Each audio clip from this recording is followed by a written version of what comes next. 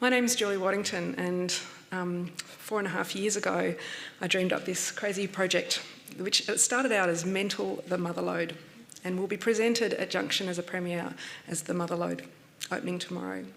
I'd like to say up front that as a mum, I'm likely to say sorry a lot, repeat myself, lose my place, find something random that I think is important to attend to, or tell you something I hadn't planned to do. I've titled this short and sweet, Things I've Learned About Being a Mum and an Artist While Attempting to Be a Mama Artist. I first heard the phrase mental load in a work called You Should Have Asked by French comic artist Emma. The cartoon describes the experience many mothers being the household project officer, who not only often does the bulk of the household work, but also manages everything from grocery lists to children's immunisations. Due to this management responsibility, it is estimated that women do 75% of the household work, even when their partner does a reasonable share of the chores. There is one phrase in the comic that resonated with me, both as a mother and an artist who mostly self-generates her work. Once I started managing projects, I quickly stopped participating in them. I didn't have the time. The phrase instilled a fear in me. In the past, I have experienced the detriment of my work as a director when I have also been the producer. And now when I read this at the time, 4 years ago, I was most afraid of no longer participating in my children's lives, of not being present as their mother because I was too busy making sure everything was okay for them, that they had everything they needed, when ironically one of the things they most needed from me, and still do, is their mother. My daughter was 6 months old when I came across that quote. Oh, that's jumped without me doing anything. Thank you. Thank you. Great. Well, hopefully I didn't do that. Growing Your Tribe is a Gift, Part 1. I remember nervously emailing the women I wanted to work with. I knew them all a bit. We were theatre community friends or acquaintances, but we'd never worked together. They were my first choice for their range of skills, diversity and experiences and the age of their children, and they all said yes. It was my first indication that I was onto something, this idea of doing something around the mental load, and that others considered me to be an artist that they would like to work with too, which challenged my inner critic. In the early stages of the research and development, it's gone backwards again. That's really weird. Okay. They would often look to me for my opinion, what I wanted, because I had brought us together. But I didn't want that. I wanted a team of equal collaborators who took ownership of their place in the work. But that takes time for trust to build in the group and our place in it. And I'll come back to that later. Connection is everything. We did a seed development in 2018 where we set up a private Facebook group and started inviting mums we knew to join and ask mums they knew to join. We wanted to reach mums and make it accessible for them to connect with us, regardless if they were stay-at-home mums, working mums, or mums of kids of all ages, whether they were babies or whether they'd left the nest, and potentially grandmothers as well. Over 8 weeks, we set 2 creative tasks a week. Some were lighthearted and fun, some holding slightly more gravitas, to see how our mums were feeling. What was important for them was what they needed as an outlet for us all to channel a bit of creativity, and such tasks included things you tell your children not to do that you do yourself. Tell us things your children do but call them your roommates. Show us what your mum guilt looks like in any medium you wish. Tell us how becoming a mother has affected your work, positively or negatively, and how you have found your workplace, society, post-baby.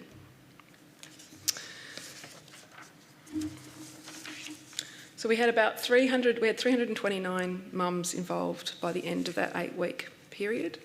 And there's some stats there which we've got on our website as well, lots of tasks and engagements, and we're now at 460 something.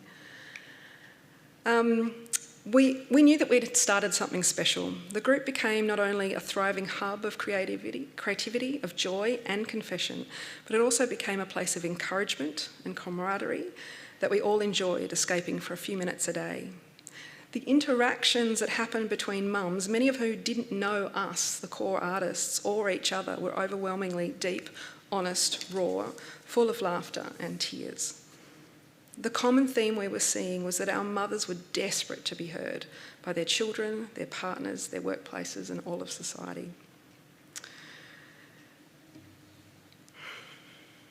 Oh, that's jumped again, but that's what I need, so that's all right.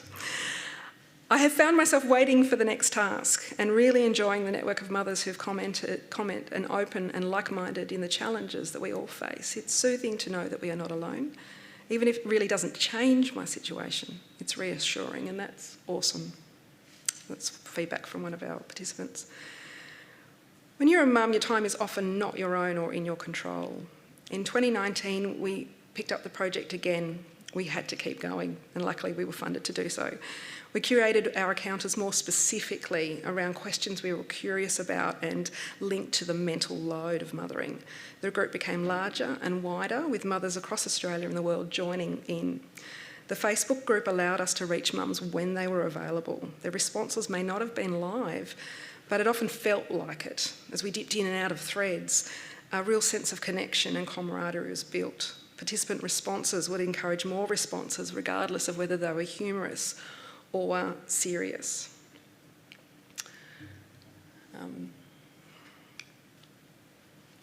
The bravery of some mums helped others to be brave and share.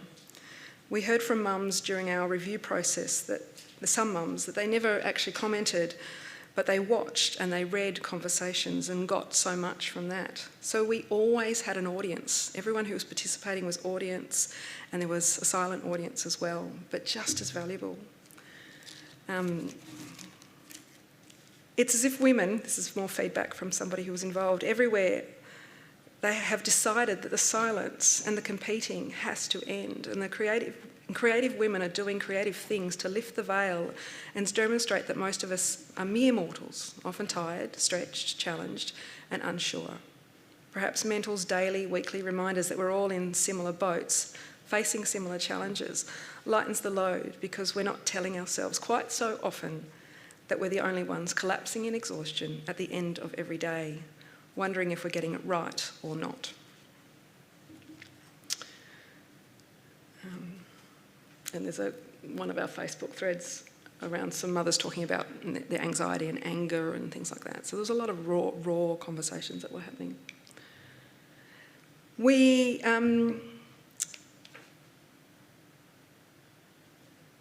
yes, sorry, I just lost my place. We did hold workshops in real life, both in 2018 and 2019, first just in the south, and then in 2019 we went further afield and worked with community organisations, child health centres, to try and do some workshops where mums meet and where mums might be. Some were very small, some were much bigger, but it was always joyful, and the conversations we had were amazing. They were beautiful, but often you'd have 30 to sometimes 100% of mums who had booked not come because, you know, the child was sick and at home from school, or their babysitter had fallen through. And then others just turned up because they actually could, which was fantastic. And you just didn't know, like in life, what gold you were going to get. And Bernie, the couple of people who had booked didn't come, but someone completely different did, and she was amazing. And she's kind of actually in the show a little bit too. Technology is tricky. We try to run some live workshops. I think we did this in 2019, and I've really noticed that in the last 2 years that's really, really grown, the different kinds of organisations that are using live workshops. We were really new to that territory, and we wanted to run something that was similar to what we did in real life workshops in a place. Our numbers weren't huge, but we had to make that time work for us, and we were never going to suit everybody, so we just kind of put it out there and found out what would happen. And people could come back and do them as well later. And we did get some really great research from those, even though they were small. I'd actually really like, as an artist, to work in that space more. I think there's a lot of scope for that, but it's about building community and offering opportunities. Everyone is creative and needed to be reminded that they are. This is one of my favourite photos from our creative development of the core artists. And it reminds me, as a mum playing, we often have to learn to let them do art their way. We get to that point as adults, we're doing that, we're being, but, and that's been a lesson for me to kind of go, no, it just doesn't need to be perfect. It can't be perfect. The act of creating and playing and experimenting is the point of being in that moment. And to be reminded of that as an artist as well as a mum, that, we can't make the perfect show. The show is what the show is. The work is what the work is. And trying to trust that that will be found. And so that's been a really important thing for me in the last couple of years. Problems are opportunities. When COVID hit, so this is all pre-COVID, all this online stuff. When COVID hit, like so many other things, our plans for the project were derailed, and we as mothers weren't in a capacity to keep going much with that Facebook group because we were homeschooling and balancing things, and the team were losing gigs left, right and centre, and there was a lot of mental health stuff for the whole team. So we kept touch with our community, but all the work that we had planned to do last year did sort of stop, other than just touching base. But we had to radically rethink about what we were going to do, because we had a really clear plan of developing what the show would look like and what that process was. But we got past the panic of the fact that that wasn't going to happen anymore, and we problem solved over Zoom. And to be honest, I think actually what we've got now is a better representation of the mental load of mums. The show's kind of become this metaphor. It's not a beautiful scripted rehearsed work. It's a part game show, part movement, part all sorts of things, but it's a metaphor for the crazy space that's inside our heads pretty much all the time. It's funny, it's sad, it's silly, it's reflective, and it's beautiful. Not that I'm biased. And I really hope, and we will see, that it reaches not just people who are mums, but anyone who's ever had a mum as well. And because there's a lot of reverence in just society and life as well. But it is about this. The tribe. Oh, that's not the order I thought it was going to be in. It's a bit weird. Can I go back one? No, that's weird. Oh, okay. I've got these in the wrong order. That's okay. I'm just coming back to our tribe. So we've got Mel King, Bryony Jeeves, Carrie McLean and Rebecca Thompson have been working with me since 2018. We've taken our time due to circumstances.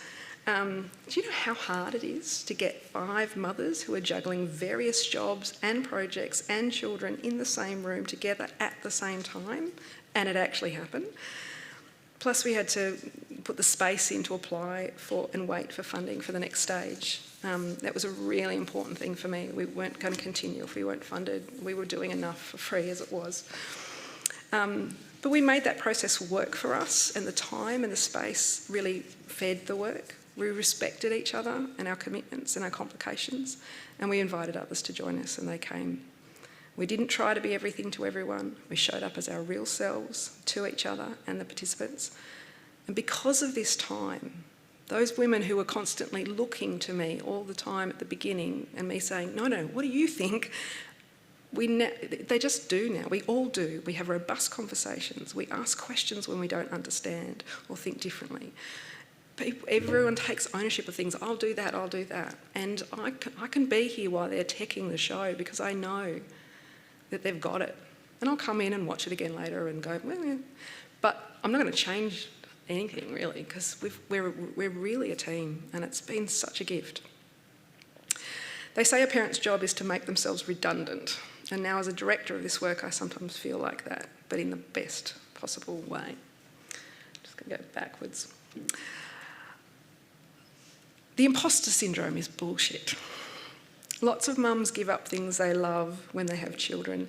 Many mum artists have doubts that they can keep up their practice. But I actually think we must. I think I'm a better, more confident artist now that I am a mum. Both things have challenged me to be in the moment, not to listen to my inner critic, and to actually shut it down. I've been given the chance to rethink what is community practice, what can be a creative encounter. How can I play with my kids the way I play in the creative space? The sense of open exploration and no expectations, because we trust the right thing will happen and will be discovered. Internet memes may be cliched, but they are true. I think they speak for themselves. Don't be too hard on yourself. The mum in ET had an alien living in her house for days and didn't notice, and so on. Of course, once you start doing a project like this, you see all of them all the time. And we used to use them as creative encounters sometimes as well. The tabs open in your browser was one that we used with our mums in the Facebook group, and that was pretty fun. Someone posted a thing from their phone where they had tracked their movements in an afternoon when they went here to pick up the child and back again. It was this gorgeous piece of visual art, really. But the end line is being an artist is part of who I am, and to be the best mum, I need to be the best me. And so I have to give time and space to my arts practice. And I'm really glad that through this project I've been able to support other mums to do that as well, whether it's be an artist or just connect with themselves and their creativity in small bursts. I hope to see you at the show. We open tomorrow night, and I'm really happy to answer any questions at all. I look forward to the conversation. And I might can, yeah, that's the end of my talk bit, the official bit. Yeah, great. So does anyone have any questions? That light is really bright. I can see most of you. No questions? Sorry. Yes. So is it a performance or is it? Yeah. So the work now is a live performance programmed tomorrow night. Yes. Hi. Of course, because you need to record me because you're recording me. Sorry about that. Sorry, mums in the world. Hi, Julie. Hi. I just wanted to say it's such a beautiful project, and it really struck me how open-minded you seem to have been from the start in terms of what sort of outcomes you were hoping to get from the project, which seems so based on the concept of exploring what this motherload of mental load we bear, etc. And you sort of alluded to it when you were speaking, but I was wondering if you could speak just a little more to how you actually got to the point where you decided on what the performance outcome would be. You guys spoke about it through Zoom. Yeah. Look, I mean, I've created work before. I've worked a lot with script-based work, but I have created work before, mostly with young people. But this was the first time I'd really just kind of gone, I don't know. And we did get this tiny bit of money at the beginning just to test the waters. So we started without a grand plan, which I think really helped us in the long run. We wanted to see what it looked like. But in terms of Zoom, we bounced around the idea of a kind of version of Ninja Warrior at one point earlier in the thing when we were talking. And, that was a good metaphor for what the performance could be. And I was just like, oh my God. And then that wasn't what was happening. But that's kind of what we came back to, was this game show thing. And that was the kind of thing that was brought up. And I went, well, that could be really, really hard, actually, if you're going to do it really well, but not. It took me a while to get my head around it, but the team were really keen. I'd actually think I'd gone to the toilet and they'd kind of decided on it, as you do in Zoom. And I'm like, okay. So that was a good challenge for me to kind of go, okay, well, how does that work? And then I sort of sat down with Maeve McGregor, who's the artistic director of Tasmanian Theatre Company, who's been supportive of us since the second stage. They've supported us with auspicing and some money and things. So and they're co-producing the work that's being presented. So to just kind of go, okay, well, what money have we got? With the COVID kind of collapse of our project, we had some money from Arts Tasmania to do the development that we were planning to do last year, and they were really amazing and basically said you can roll that into any thing you want with the project. So we basically took the money that was for writing and more development for a bigger, slicker show, rolled it into presenting, rehearsing and presenting a different kind of show. So we went, what have we got? How much time can we rehearse? And it really put some constraints around us that we could then be creative within. So yeah, it was a kind of group thing and organic, so it's hard to kind of go, that was the thing. But it just felt right.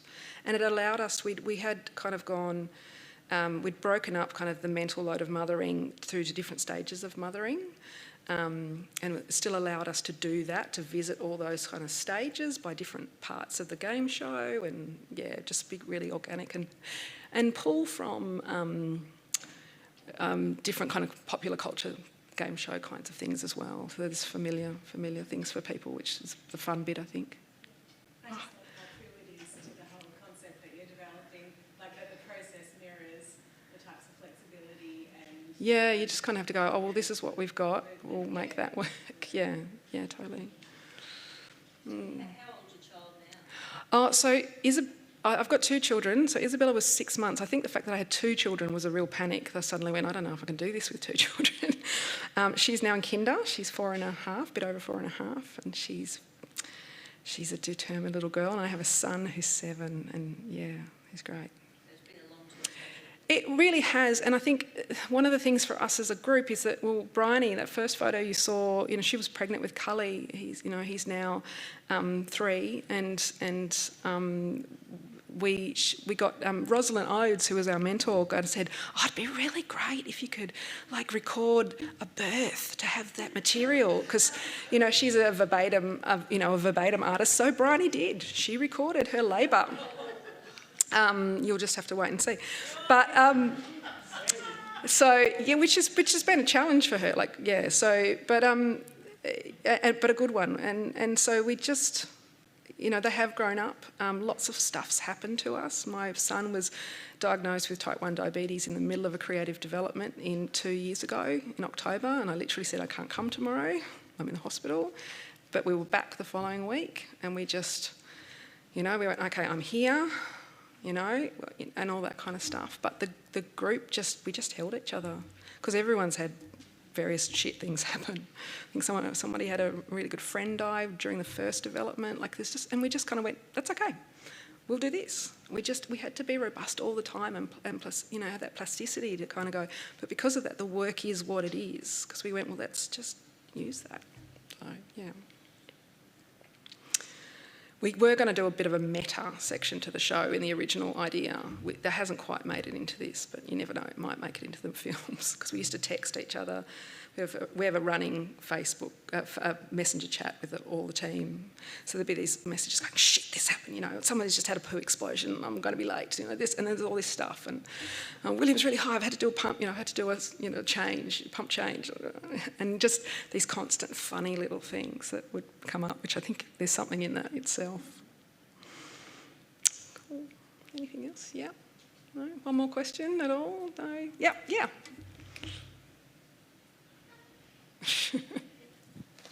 I don't really have a question, but I just wanted to say that it's really it's really wonderful to see that that flexible approach and how you have supported it, and supported each other as a team. So to hear you talk about that a lot, and that being a model for women working, so accepting that that life is complex and has all these complexities. And when you're in the room, when we're in the room, we're in the room. Yeah. But sometimes it's hard to get in the room. Yeah. But that's the thing, when and we're all committed. There's never been a single doubt that we're not committed. Yeah. But you have to be very honest with each other for that to happen.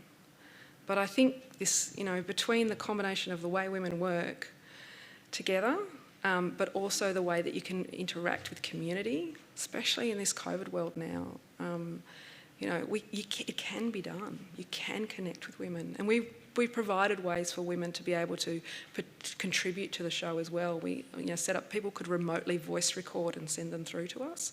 So we've got voice recordings from mothers that are in the show and stuff. So it is a creative documentary piece. It's fun.